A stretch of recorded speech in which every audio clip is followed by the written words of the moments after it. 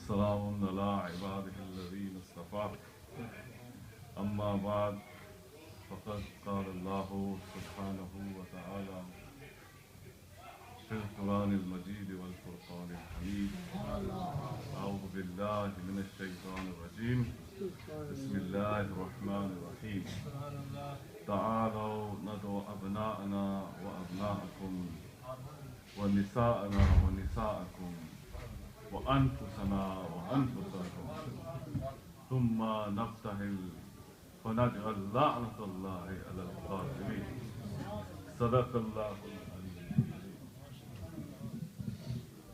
मेरे वाजिब एहतराम मोहतरम हजरत पीर Syed Sabir Hussain Shah Sahib Jilani, my dear brother Pir Mazhar Hussain Shah Sahib, and last but not least Pir Sayyid Muzammal Hussain Shah Sahib, and all of you brothers and sisters, Assalamu alaikum wa rahmatullahi wa barakatuh.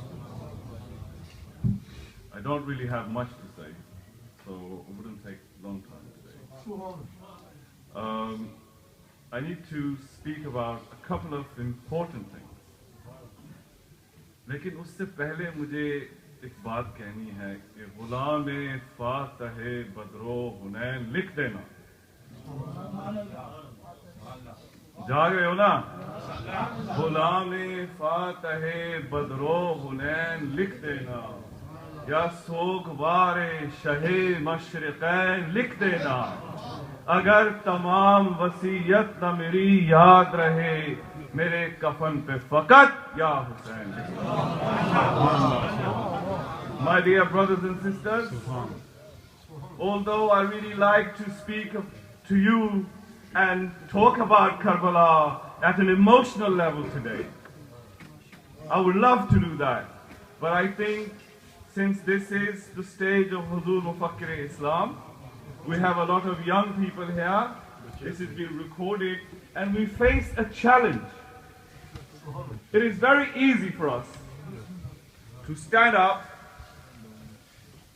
and deliver speeches, lectures, and claim things without any justification. We must authenticate our beliefs.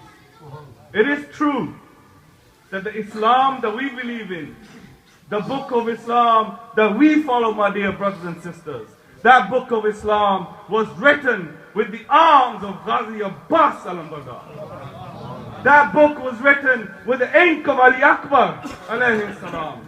And that book was written with the chadar of Sayyida Zainab salamullahi alayha. But how do we justify that? What is the justification? What is the authentication? What is the proof of all these elaborate Muharram Majlis and our belief in Karbala and the significance of the event of Karbala itself? I would like to explain to you two things. Now, you all twist and turn the channels on television, for example.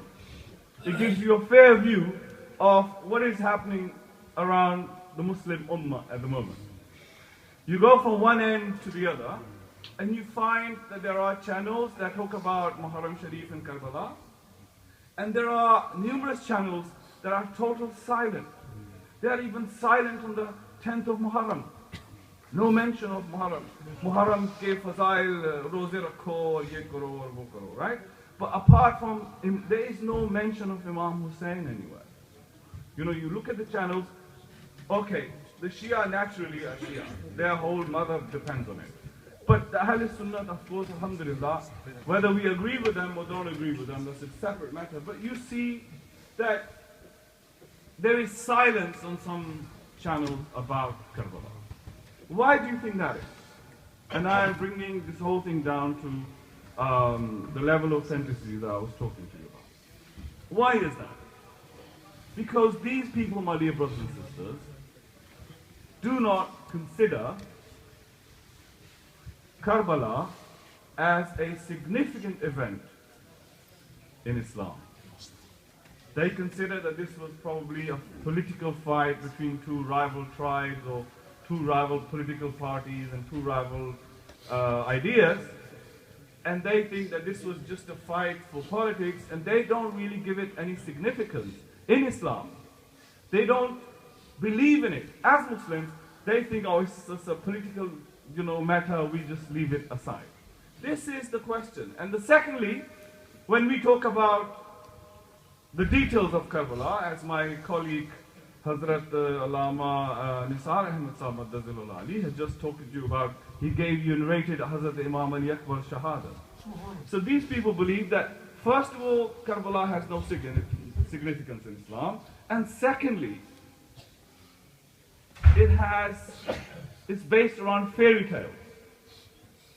All these stories are concocted and fabricated later on in the 4th, 5th and 6th century, and is a whole dramatic presentation of what happened in Karbala. Actually, they do not have any,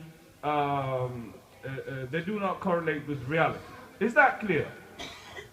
I wouldn't take long, although my introduction is long, but I will try to be very brief here. So 2 things here. The significance of Karbala, and also the narrative of Karbala as we have today. What is historiographical value of this narrative in Islam? Because we have to substantiate and authenticate and prove our stand on the basis of evidence. Okay? So first of all, there are 23 ahadith of Rasulullah sallallahu alayhi wa sallam that I have seen with my own eyes that talk about the shahadat of Imam Hussain, that tell us that in future Imam Hussain, this son of mine, will be martyred in the way of Allah. We read these ahadiths, and the people say that these ahadiths are weak or da'if. They have no value, therefore, this is, you Brelvis are very fond of weak narration. The hadith is this, for example. The hadith is, for example, Hazur Pak sallallahu alayhi wasallam, it is reported from the Prophet alayhi salatu wasalam in many different chains and many different events.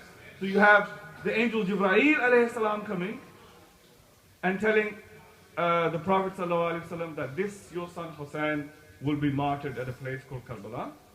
Then you have the angel of rain coming sometimes and telling your son Hussain will be killed at Karbala. And then you have this angel that never came to the Prophet before, alayhi salatu wasalam, telling Hazur Pak that your son Hussain will be martyred and so on so. And the dreams, as mentioned, there's lots of dreams about it. But what is the ontological, existential value of these narrations? Are these just a bunch of weak reports? What is the value of that? Let me tell you. The hadith is this. For example, Hazur Pak sallallahu alayhi wa sallam says, Innal Hussaina yuqtalu bishaktil furat. The angel Jibreel tells the Prophet, Ya Rasulullah, your son Hussain will be killed at the banks of the river Euphrates.